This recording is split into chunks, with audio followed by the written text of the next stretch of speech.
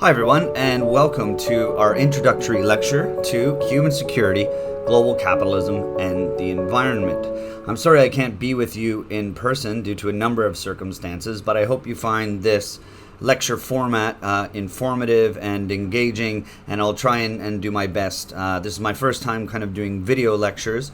Normally last year I did kind of podcasts and then you followed along with the slides, but this year I've decided to use Premiere Pro and try and do video format for the lectures. So I hope you enjoy. And I should say, if you have any questions, comments, or concerns, you can always email me. I'm very responsive to that. And if you need to have a personal chat about the subject, I'm happy to get on Zoom and do that for you. Okay, so let's get into it. Today's agenda is as follows. So first, I should note that the subject outline, you should know this already, is up on Moodle, and we'll go through an overview in tutorial. So I won't waste some of this lecture time going through the subject outline. We'll do that in tutorial, which is next week. But what I do want to talk to you about today is capitalism, the only game in town. Now, during the 20th century, you're probably aware there are a number of ideologies, a number of debates around how to organize our political communities, whether that be socialism or communism or even, on the left and the right of the spectrum, anarchism. But we've come to, 2022, and pretty much capitalism is the way in which we organize our economies and societies. So we need to know a little bit more about what capitalism is, particularly if we want to know how it impacts upon human security and, of course, the environment, which are the two other major themes for this subject. Then I'm going to talk about human nature and understanding our world, and I'm going to make the argument to you that either implicitly and sometimes explicitly, arguments made about how to organize human affairs are rooted in our understandings or our conceptualizations of human nature. So I'll talk a little bit about that in this lecture. Then we'll look at what I'll call the dominant narrative of human nature. So, basically we can kind of look at other ways in which we can conceive ourselves and imagine other ways in which we can organize ourselves. But I believe there's a dominant narrative out there in our culture, and I'll walk you through a genealogy of where I think this dominant narrative stems from. And then we can kind of, perhaps towards the end of this lecture, critique this dominant narrative, or at least kind of challenge it in some ways. And that's through Marx's critique and the mysterious disappearance of Kropotkin's book Mutual Aid, which is written just after Darwin, about 40 years after Darwin wrote his book The Origin of Species. So we'll ask why we kind of know more about Darwin and less about Kropotkin's work Mutual Aid, and I'll talk about that and unpack that towards the end of this lecture. And then we'll talk about human insecurity or human security in more detail in tutorial. In fact, you'll be building a human security index in your tutorial. Okay, so let's give it a go and talk about capitalism, the only game in town. Now, of course, in the annals of history, if we look to kind of recorded or written history, one question looms large. Once we become complex civilizations, we start to urbanize and so on. That is, how to organize our societies and economies. This is a very kind of interesting question, and it differs a little bit from the questions that, say, for example, Machiavelli was asking himself during the Renaissance. And basically his fundamental question in The Prince is about political power and how to maintain it and how to aggrandize it, right? So some of you may have read a little bit of Machiavelli in political theory or in Paul 150 if you've taken that. But political economy, which is what we're going to do during this subject, is a little bit different. It's a different body of knowledge, right? And it's difficult to kind of pinpoint it. Some actually would pinpoint it with this fella called William Petty, who's trying to calculate the value of land in and around the 1600s. But for our purposes, we're going to say 1776. The reason is that's when Adam Smith writes an inquiry into the wealth of nations. And this starts a whole new field of knowledge that tries to understand how we increase the wealth of a nation, and then how this wealth is divided and why is it divided this way. So these are central questions of political economy. Now, we should also note that when we're writing about political economy and we're thinking about political economy, the central concept is always capital. Capital is basically not only the central institution of our social order, but it is also kind of the central theme or concept, if you like, that political economists deal with. So it's not always in every article or every book on political economy, but it's there even if it's not explicit. So if capital is the central institution of our societies, and we can say we live in capitalist societies, we have to ask ourselves, what is capital? Now we're going to be unpacking that over the course of the next few weeks, and we'll see that different schools of thought have different ways of conceptualizing it, but they can't all be correct. They can't all be right? Okay, so I would argue to you that we need to have a convincing definition if we are to understand how capitalist practice affects human security and the environment. And I'm going to argue to you, in the following weeks, that there is a correct definition, or at least one definition that's more convincing than the others. Okay? So we'll talk about capitalism in more detail, but what I want to do in this lecture is look at kind of the narrative that undergirds our capitalist societies. And what I mean by undergirds, I mean that kind of supports, sometimes in the foreground, but often in the background, our capitalist societies. Okay, so we want to know a little bit about human nature and understanding our world in order to get to this genealogy of what I call the dominant narrative in the introduction of this lecture. Now, basically, what I want you to get to understand is that social, political, and economic arguments are premised upon some conceptualization of human nature. And again, sometimes these are implicit about how we think about who we are as human beings, and sometimes they're explicit. So people actually make it clear what they think human beings are, right? How we are, can actually be defined not only as, a species of Homo sapiens, but also sometimes relative to nature and flora and fauna. And you probably know, in these debates, there's great difficulty trying to say what makes humans distinct from animals. Sometimes, people say intelligence, and then next thing you know, you see a magpie, coordinating with other magpies to open a bin or wheelie bin and get food out of it. Well, is that not planning? Is that not intelligence? Anyway, we won't enter those debates here. They're fun to have. But what I want you to move towards is two kind of ways to approach human nature. And this was a very famous debate between the American linguist Noam Chomsky, which many of you may have heard of. He's also a political commentator, has written many, many books, mostly on U.S. foreign policy or U.S. imperialism, if you like. And then Michel Foucault, who is a French theorist, a French historian. He's a bit of a polymath, so it's difficult to kind of label him. But he was quite prominent in the 70s, 80s, and still today has really influenced the social sciences across the board, and even influenced the natural sciences as well. Anyhow, both men had two very different approaches in this debate. For Chomsky, he believes that human nature has a number of properties that we can likely pinpoint or identify. He says it's hard to do it, but he thinks there are certain things that make us human. So, for example, our capacity for language is hardwired into our brains. So if you take a baby from, say, Canada, typically you'd think they would learn, say, English or French, maybe some other languages as well, because we have lots of immigration in Canada. But if you take that baby and you grow that baby up in Japan, it will learn Japanese, right? So there's something hardwired, Chomsky believes, in our brains that gives us the capacity for language, which he believes might be a key property of human nature. Foucault takes a different approach. He says that, look, let's not even worry too much about trying to identify the properties of human nature.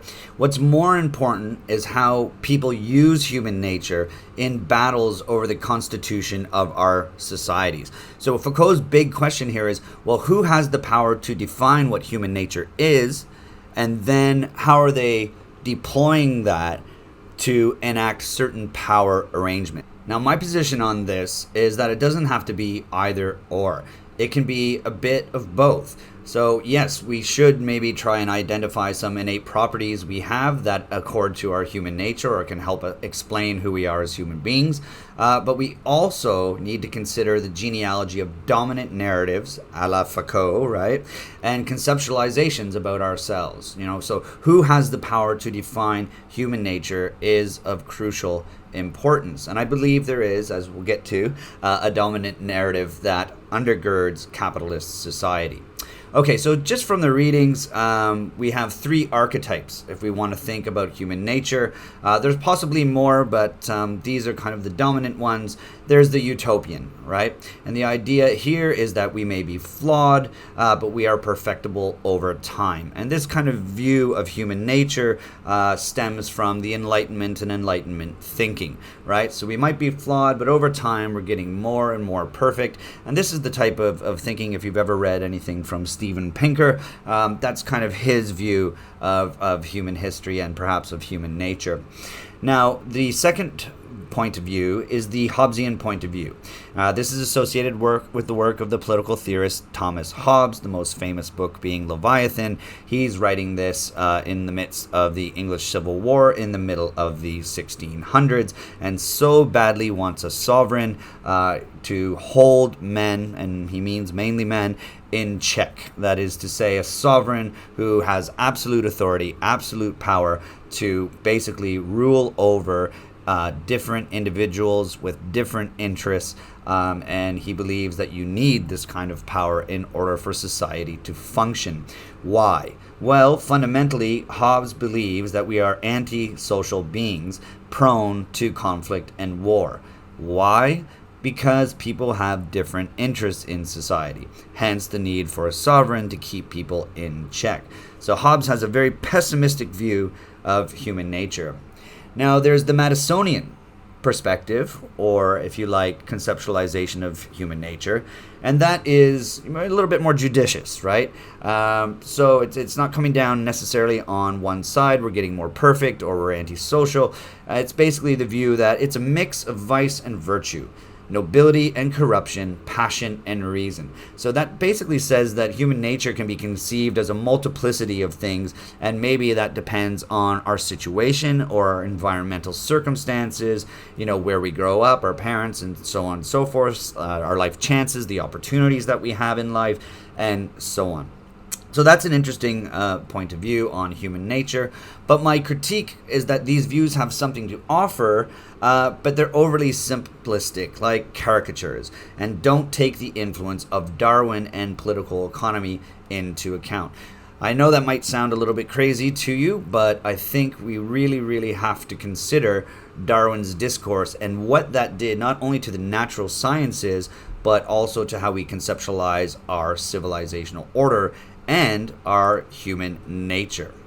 Okay, so let's give it a go and see how I unpack the dominant narrative of human nature that I believe undergirds capitalist practice today. I think it's rooted in a naturalism and the concept of the competitive struggle for existence that comes out of Darwin's naturalism, his study of nature. And I think his study of nature gets applied to human beings and fundamentally mixes with this discourse of political economy, which is on the rise in the 1800s when Darwin is writing, particularly in Britain. And we get this figure of Homo economicus, or economic man, and the belief that humans are self-interested, competitive individuals. So kind of like the Hobbesian understanding of human nature. We're self-interested, we're competitive individuals, there's limited amount of resources, and in order to achieve what we want to achieve, we have to act relatively ruthlessly in order to acquire possessions, resources, even love, and so on and so forth. So my hypothesis, and maybe you don't find this convincing, that's fine, we can agree to disagree, but my hypothesis for consideration today is that the dominant narrative protects the powerful and was forged during the transition to capitalism out of feudalism and in class struggle during industrialization. So we're thinking around 1750 and into the 1800s. Cooperation and sociability is undermined in favor of justifying individual private property and the right to accumulate money without limit. That's very, very important, right? So think about it. We have a minimum wage in our society, but we don't have a maximum wage. So capitalists or investors can go on accumulating money with no limit, right? So of course you might say, well, yes, but there's capital gains tax and there's other forms of taxing the wealthy, and that's true. So I'll grant you that. But at the same time, there's technically no legal limit for what, say, Elon Musk or Jeff Bezos can actually make, right?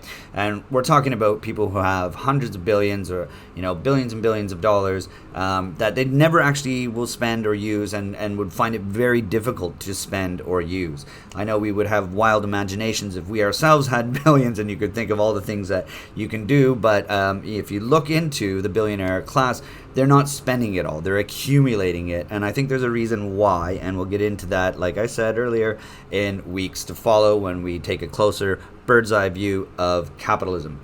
Okay, so according to this picture of the world, we are little more than calculating, competitive producer-consumers, right? So sometimes we're producing for capitalism, and then when we're not at work, we're consuming the goods and services that capitalist enterprises provides. Okay, so before we kind of continue to trace this narrative, I want to just say one thing. We have to historically contextualize thinkers. There is no such thing as received truth from on high. Only human beings in real historical situations thinking through what appears to them to be important problems. So when we're thinking about the literature that we're reading, we want to know, well, who's writing this? Right? And what is their situation in society? And what do they really hope to achieve by this, right? So that's just kind of a, important little side note that we should keep in mind, who's thinking this, what historical time period are they in, and, what is their kind of social situation. So in order to trace this dominant narrative, to provide kind of a genealogy, if you like, we have to go back to the heartland of capitalism. And for most social scientists who study the origins or the development of capitalism, that is England for various reasons, which we'll encounter in a moment. And what we need to note, though, here is that Hobbes's Leviathan, is going to compare in 1651 men to beasts. So Hobbes is going to say men are like beasts. So they're not quite beasts, but they're like beasts. And this is going to become very important because we're going to see in the 1700s and 1800s how this discourse gets absolutely flipped to become men are beasts. And therefore, there's certain things that we need to do in order to regulate them and govern them and so on. Okay, so that's kind of something to keep in mind, right? Because we'll get to how this men are like beasts gets converted into men are beasts. And we have to start with the Enclosure Movement and the Elizabethan Poor Law. Now, the enclosures in the countryside of England, later Britain after 1707, start to happen around the 1200s and are happening pretty much century after century after that, until pretty much all land gets enclosed.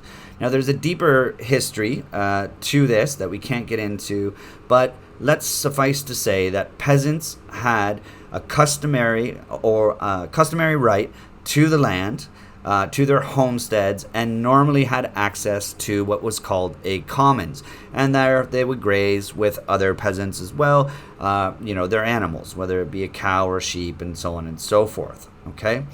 So what's happening then is we're getting new social property relations during the enclosure as these peasants lose the customary right or customary access to land. What's happening is lords and proprietors are fencing off parcels of land and evicting peasants from the land. Now, what does this do to society, right? Now, think of England as mostly rural. There are a few urban environments, but not very many at this time, and certainly not as large as what London or Manchester or Liverpool would be today. So what happens to these people who no longer have access to land and therefore have no access to subsistence, right?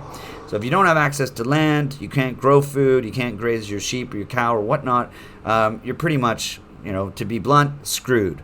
So this creates a class of paupers on the one hand, and then it creates a class of owners on the other hand. So these new social property relations start to grow out of feudalism in England, and we have a number of non-owners, paupers, who can't feed themselves, and these are becoming more and more prominent in the eyes of the elite. They're starting to look at this and question, where are these paupers coming from? You'd think they would know, but of course they don't want to blame themselves for this scourge of pauperism. We'll talk a little bit about that in more detail when we talk about the work of Karl Polanyi, but this is kind of something to preface when we think about the social transformations that are going on in England with the rise of capitalism.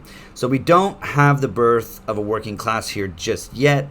We more or less get this, later on. E.P. Thompson, if you want to read his work on the making of the English working class, he puts it around actually I think it was around the late 1700s, and we'll see Polanyi puts it in 1832 when there is poor law reform. Again, if you don't know anything about this, that's fine for the moment. What you do need to know is the Elizabethan Poor Law is enacted in 1601, and it's enacted in 1601 because by this time the problem of pauperism has really flooded the minds of the elite. They're seeing this as a social and political problem, and they have to figure out what to do with these people. Now, basically, the law was fairly rudimentary, and in short, it was a little bit more complicated than this, and we can talk about it in greater detail, but in short, to just get it down to brass tacks, this law, the Elizabethan Poor Law, sometimes called Speenhamland, was a law to make sure that the poor didn't starve. In the language of the day, this meant that the poor could be relieved, right? And sometimes that was in workhouses where they had to work for the food, and sometimes it was out of these workhouses, if they could obtain food, and that was usually if you didn't have the capacity to work. You're injured or you're elderly, and so on and so forth. So again, we could go into greater historical detail into what happened in these workhouses and outside of these workhouses, but the basic thing I need you to know is that this law said that the poor shall not starve. So they were relieved with some food. Now, about a century later, and almost 2 centuries later, here's where things get very, very interesting. This fella called Joseph Townsend comes around, and he pens the dissertation on the poor laws. And here he inverts, or if you like, collapses Hobbes's men are like beasts to say men actually are beasts, right? And that the poor should starve. We actually have to repeal the Elizabethan Poor Law, or Speenhamland, because guess what? If you relieve the poor, they will not go to work in the factories. They will not even go to work. So basically what Townsend is saying is that the poor will be idle if you relieve them. Now you might be thinking to yourself, hey Tim, don't we have similar debates about welfare, or what we call Centrelink today? And you're absolutely right. This is the origins of that. Okay, so we're still having these debates of how much, we call them here in Australia dole bludgers, right?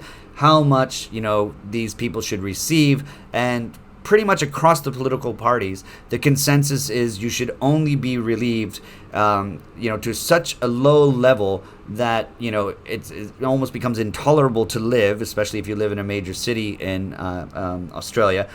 It becomes almost intolerable that it will spur you to work, right? So get off the government teat and get your ass to work. And that's what Townsend is trying to say back in 1786. Get rid of this law because the poor will remain idle if you feed them, right? So basically, the poor should have the right to starve. Malthus is going to come after, and he's going to be extremely influenced by Townsend. Thomas Malthus is a kind of a polymath, but more or less we could call him a parson. And he writes this essay on the principle of population in 1798. Right. And so what he does in this track is make kind of a very simple argument that almost plagiarizes Townsend's. And he says, basically, nature will kill off those who cannot get food. And he fears, and some are neo-Malthusians today, what he fears is that population will outstrip food supply. So population grows geometrically, right? So 1, 2, 4, 8, 16, 32, 64, and so on, whereas food supply only grows at an arithmetic rate. So 1, 2, 3, 4. So eventually you reach a crisis point. There's not enough food to feed the population. Now, Malthus introduced or suggested various measures by which we could control population, and that generally had to do with putting off marriage for an extra few years and so on. But he thought that if we didn't do that, what would happen when we reached the crisis point of not enough food is that ultimately there would be civil strife, there would be war, there would be famine and starvation, and either way, people who don't have access to food are going to die. Okay, and there's a very interesting passage in the essay on the principle of population that I would like to read in just a moment. But guess what? Let's just follow that lineage. So we've got Townsend objecting to the poor law and poor relief. We got Malthus warning us, hey, look, there's not going to be enough food for all these people if we keep growing the population. And guess who they influence? They influence none other than Charles Darwin, who in 1859 pens on the origin of species by means of natural selection. And here's what I want you to pay attention to, because when you buy this book or if you own it, it always just is called Origin of Species. But let's look at the full title. The rest of the title is Or the Preservation of Favored Races in the Struggle for Life. Now that's going to impact and infect intellectual thinking all throughout Europe and of course later elsewhere through different channels of communication. So a very, very influential track, a very, very controversial track that argues for the evolution of the human race and argues that basically at base, just like in nature, there is a struggle for existence that eventually Darwin coins as the survival of the fittest. So we evolve because the fittest keep adapting, and those who are successful pass on their genes to future generations. So that's generally what Darwin means by fittest, not like the strongest, not the smartest, but the people who are able to reproduce. Okay, so that's in the 5th edition of The Origin of Species, and he steals this term from a political economist called Herbert Spencer. Okay, so now let me read the quote to you from Malthus, which had to be taken out of the principle of population because it was deemed way too controversial. Malthus writes this: "A man who is born into a world already possessed, if he cannot get subsistence from his parents, on whom he has a just demand, and if the society do not want his labor, has no claim or right to the smallest portion of food, and in fact has no business to be where he is. At nature's mighty feast there is no vacant cover for him. She tells him to be gone and will quickly execute her own orders if he does not work upon the compassion of some of her guests. If these guests get up and make room for him, other intruders immediately appear demanding the same favor. The report of a provision for all that come fills the hall with numerous claimants. The order and harmony of the feast is disturbed. The plenty that before reigned is changed into scarcity, and the happiness of the guests is destroyed by the spectacle of misery and dependence in every part of the hall, and by the clamorous importunity of those who are justly enraged at not finding the provision which they had been taught to expect." So a long, long quote, but nonetheless, you can boil it down. And it's the same thing Townsend was saying. If you can't work to provide yourself with money to buy food, and if you can't mooch off your parents, you should starve, right? Because what you're going to do is upset the elite class by demanding provisions, right? You're going to disrupt this feast in Malthus's point of view. So a very kind of anti-take care of your fellow humans point of view, if you like. So here's where things get even more interesting. This type of thinking, right, which is coming from a naturalist, which is Darwin, but he's also, inspired and influenced by Townsend and by Malthus, right? Who he definitely respects Malthus more and probably knows less about Townsend, but I'm sure he was familiar with that debate as well. So this kind of thinking is now in the 1800s, and we have the mass industrialization of England/Britain, and then of course Europe and North America and elsewhere in little pockets, and we have the growth of the English working class, right? So we have a laboring class working in the mines, in the factories, in the workshops, and so on and so forth. And this type of thinking starts to imagine, and I should also say it gets tied to the empire or imperialism, right? So, Britons have been going out into the world at least since the 1600s in the sense of, colonizing North America. And, they're encountering different people. And when you encounter different people with different color of skin, maybe a different facial structure, different cultural practices and so on and so forth, you have to try and make sense of that, right? And so you get this discourse of scientific racism, and that discourse is about creating an inferior group of people and an superior group of people. And this, can trace right back to, again, Townsend, to Malthus, and of course to Darwin. And basically what happens in England is something conflictual, right? So the poor are actually considered a race, right? And those with political power and wealth are their superiors. So you have a hierarchy, right, of classes within Britain, which again are rooted in the Enclosure Movement, but really come to a fore with the birth of the working class or the wage laboring class. And they're working in dirty, filthy, very bad conditions for very, very low pay that barely pays them subsistence. And then of course you have the growth of slums and so on and so forth. All right, so that's going on internally, right? So the elites are conceiving the poor as a class of people, or a race of people, sorry. And outside of Britain, this discourse gets used for imperial power, right? So the Anglo-Saxon race, even though it's hierarchical and we have, a poor race of poor people within our own political community, the Anglo-Saxon race is held as the best race.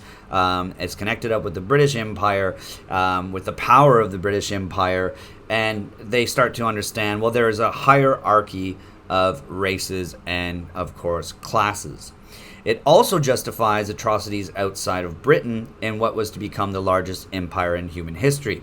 We can rule others because they are inferior or backwards to our own selves. And the Industrial Revolution and the weaponry that provided to Britain obviously helped them conquer other peoples who had inferior technology and so on. Okay, so we have this dynamic of hierarchy of fit and unfit inside, but a hierarchy of fit and unfit outside, right? So both within Britain and in their international relations, if you want to put it that way, okay? And the kind of trope is the successful are successful because they are naturally better, and that's pretty much the end of story. We can rule because we are better than these other people. Now, we don't have to agree with that sentiment whatsoever, but that's kind of the thinking of the elites at the time, and that's what I kind of want to impress upon you, that this type of thought was heavily, heavily dominant amongst the elite political and capitalist classes of this time period, and arguably still today. So just to remind us, right, this is the origins of this dominant narrative. It grows up with capitalism and the transition to capitalist accumulation. It grows up with British industrialization and the British Empire and the thoughts of, again, Townsend, Malthus, and of course Darwin. So we need to keep that in mind. Now, also writing in the 1800s is this little rascal called Karl Marx. You may have heard of Marx. You may kind of identify Marx with communism. Marx had about 5 things to say about communism. I'm being a little bit facetious here, but nonetheless what I want to impress upon you is that Marx was primarily a student of industrial capitalism. That's what he wanted to understand. His big research question, and we'll talk about Marx in greater detail later on, his big research question is, what is the origin of profit?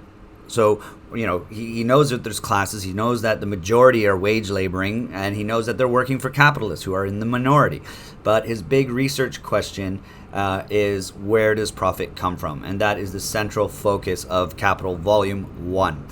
Okay, so he's writing around this time, and the interesting thing is, he reads The Origin of Species. He finds it very impressive. And he's just finished Capital Volume 1, Critique of Political Economy. And he says, well, look, Darwin is just a towering figure. He's a really advanced science. And what we want to do is see if Darwin will agree to having Capital Volume 1 dedicated to him. Well, you can guess what happened. Darwin was in enough hot water because his argument was very, very controversial. And he refused Marx's overture because he said, look, I'm in enough trouble as it is. If I put my name to this, critiquing capitalist society and capitalist accumulation, I'm going to be in even more hot water. So, anyhow, Marx did have an admiration for Darwin and Darwin's work. However, Marx was a critical political economist. We could also call him a critical theorist. And he had his own unique view of Darwin's take on society and his own critique. And the critique is that Darwin is projecting what's going on in industrializing Britain to the natural world. So there's this, it looks like this, crazy competitive environment, this hierarchy of classes. Some are poor and struggling to live. Others, are living in castles and have the best food and servants and so on and so forth, right? But then he says, here's the interesting thing. Darwin projects that onto the natural world, sees this, struggle for survival and the survival of the fittest, going on amongst, bugs and birds and so on and so forth.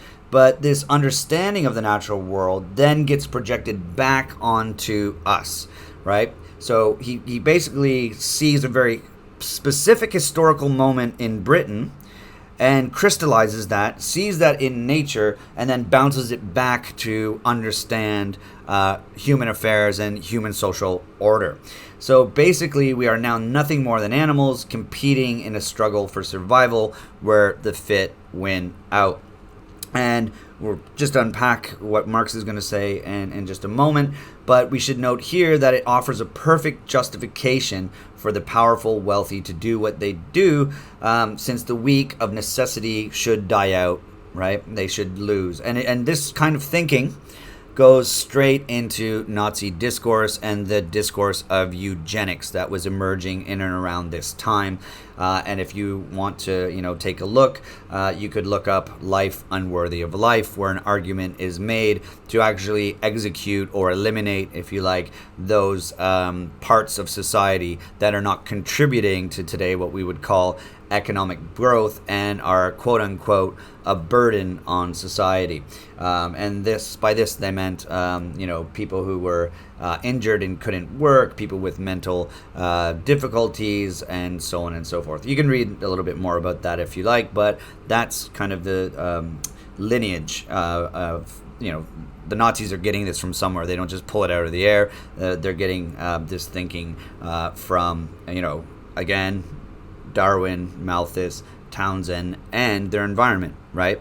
So again, British industrialization, transition to capitalism, and the British Empire and justifications for that empire. So now let's move to that quote that basically, it's actually from a letter that Marx wrote to his writing partner and best friend, Friedrich Engels. And here's where he talks about Darwin. Darwin, who I have looked up again, amuses me when he says he is applying the Malthusian theory also to plants and animals, as if with Mr. Malthus the whole point were not that he does not apply the theory to plants and animals, but only to human beings, and with geometrical progression, as opposed to plants and animals. It is remarkable how Darwin recognizes among beasts and plants his English society with its division of labor, competition, opening up of new markets, inventions, and the Malthusian struggle for existence. It is Hobbes's bellum omnium contra omnes, and one is reminded of Hegel's phenomenology.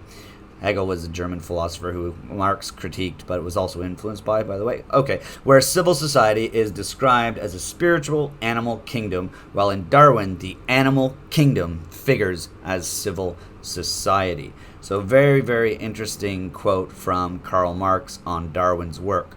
And the interesting thing is that a little bit later, after Marx passes away, Engels revisits this in the Dialectics of Nature. Here's the quote. Darwin did not know what a bitter satire he wrote on mankind, and especially on his countrymen, when he showed that free competition, the struggle for existence, which the economists celebrate as the highest historical achievement, is the normal state of the animal kingdom. Only conscious organization of social production, in which production and distribution are carried on in a planned way, can lift mankind above the rest of the animal world as regards the social aspect, in the same way that production in general has done this for men in their aspect as species. Okay, for some of you might be a little bit confused now. What's going on? What is exactly Marx's critique? I don't know what I'm doing. Well, we're gonna put you right back on track. Okay, so let's think about what Marx is doing before he's written Capital. What he does is actually he thinks deeply about human nature before he started to critique capitalism. He wanted to understand, what human nature is and who we are as a species. And though we don't read it in this subject, if you're really interested in it, you can read the economic and philosophic manuscripts. It's quite enlightening, and it's fairly, I would suggest, easy reading, but nonetheless, that's quite interesting as a sidebar. But here is the critique. Marx and Engels, right, are suggesting that capitalist society is kind of run willy-nilly. It's done by the decisions of capitalists and consumers, and it seems to function, but it often breaks down, right? It breaks down in recessions and depressions and financial crises and so on and so forth. So what they're going to argue for is a planned economy, right? Okay, so Marx and Engels are going to say, isn't the entire point of life that we are different from the animal kingdom? Isn't the entire point of life that we are different from the animal kingdom? Why? Because of our consciousness and ability to organize the way in which we produce and distribute resources. So again, this idea of planning for social order, for social products, for social services, and so on and so forth. And so Marx will start to say, well, look, one way we can distinguish ourselves as human beings from other creatures is that he called this other beasts or the animal kingdom, act one-sidedly.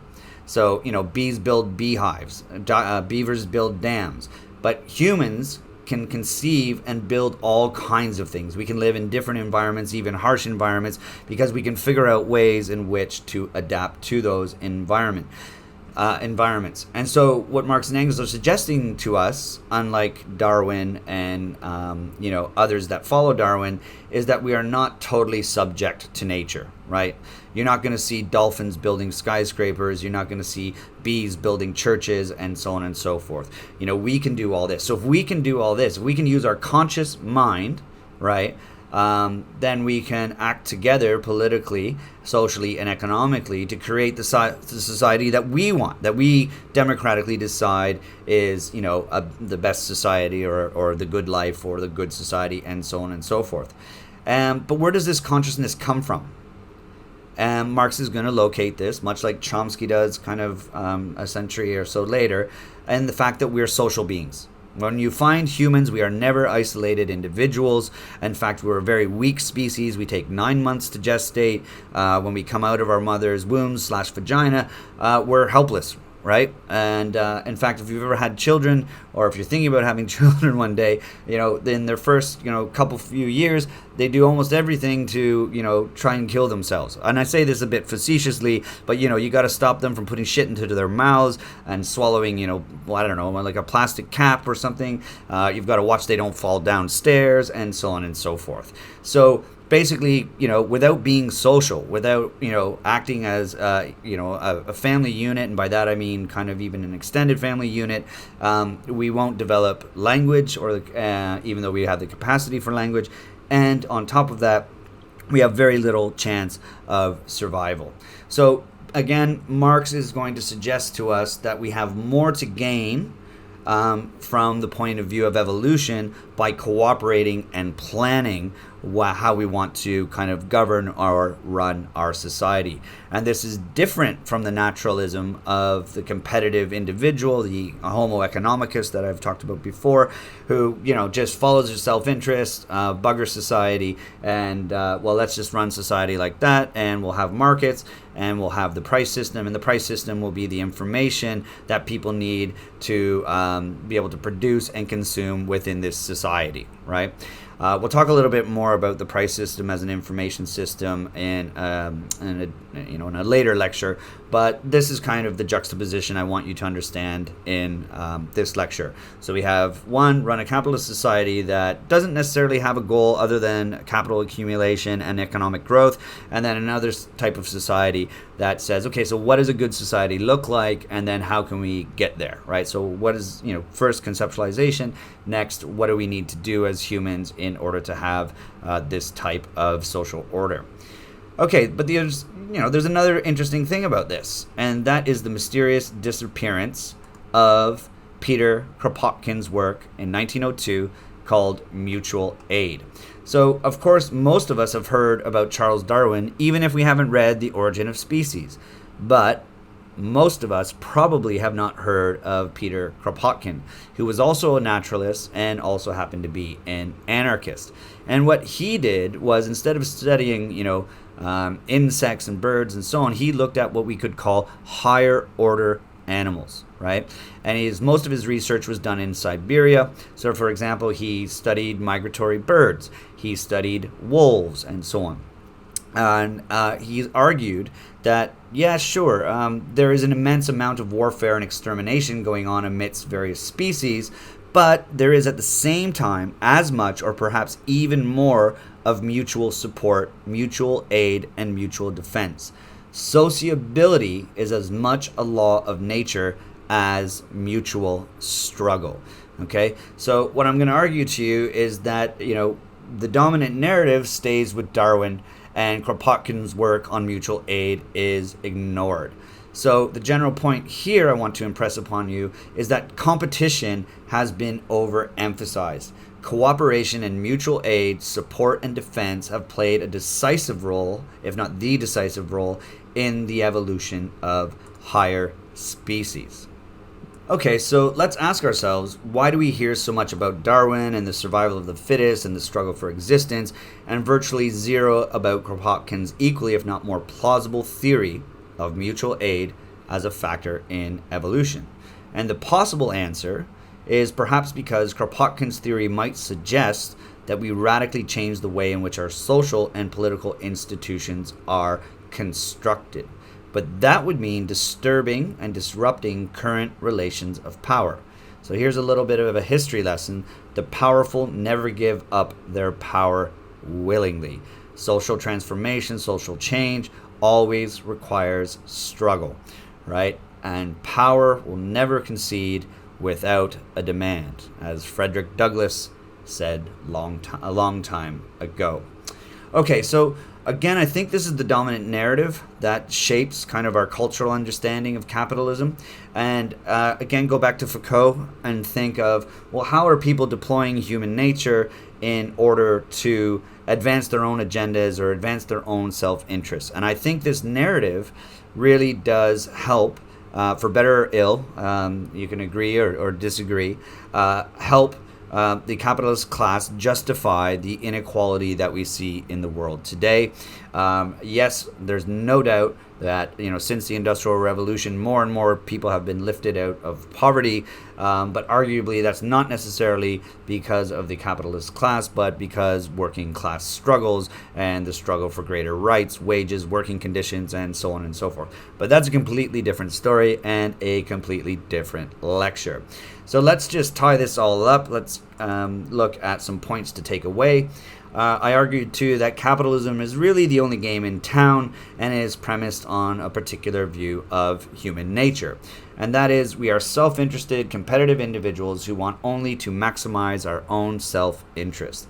This vision of human nature, though, doesn't have natural roots. It's got historical roots, as I've tried to show you, intertwined with the discourses of Townsend, Malthus, and Darwin, and the rise and transition to capitalism, industrialization, and of course, British imperialism.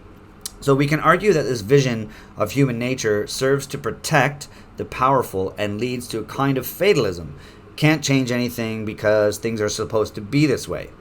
Now imagine if Martin Luther King Jr. or Gandhi or Nelson Mandela thought that way, right? There'd be no social transformation, no social change, and no advancement for certain groups of people. In future lectures, we're going to unpack political economy and the concept of capital a little bit more. And in addition, we're going to look at some of the key aspects that connect up with how we understand human security, global capitalism, and the environment. I hope you've really enjoyed this introductory lecture. I've had some fun, doing it. Tim out, folks.